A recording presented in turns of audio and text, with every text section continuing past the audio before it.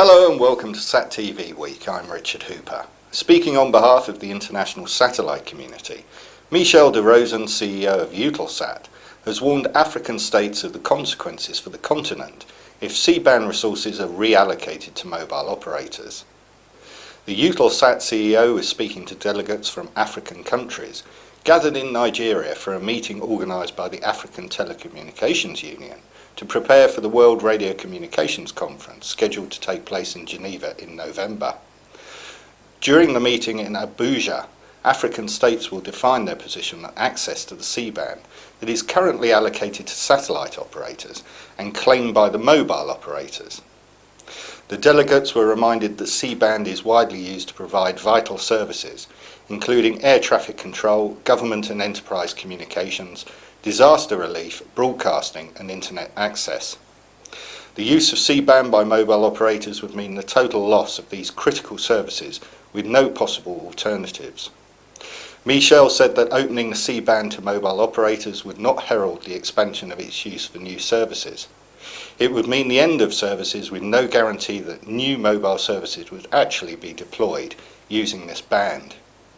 It is a lose-lose scenario and exactly the opposite of the intended goals. He added that terrestrial operators already have access to a very broad range of spectrum and should be using this first before seeking to acquire more, particularly if this process is carried out at the expense of critical applications.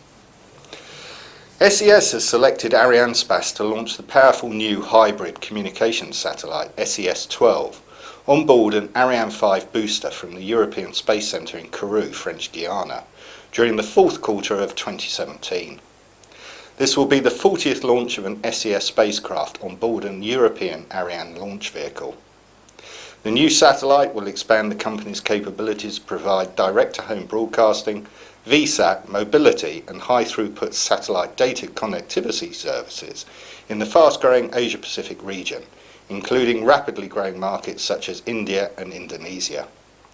The spacecraft will be positioned at the well-established SES orbital slot of 95 degrees east, providing incremental as well as replacement capacity with excellent view angles across the Asia-Pacific region.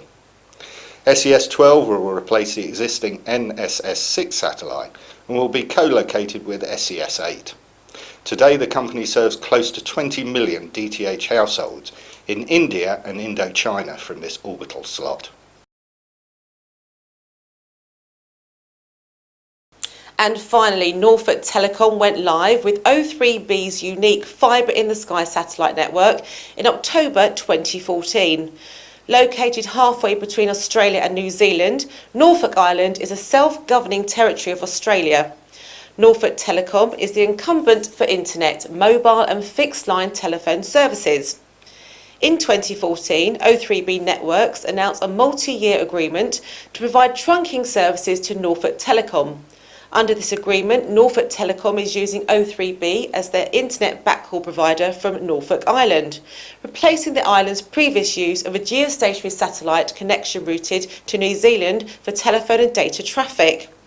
Now Norfolk Island Telecom is able to provide its customers with a high-speed broadband service for the first time, improving user experience and enabling more and better services and content. That's all for this week, and thanks for watching.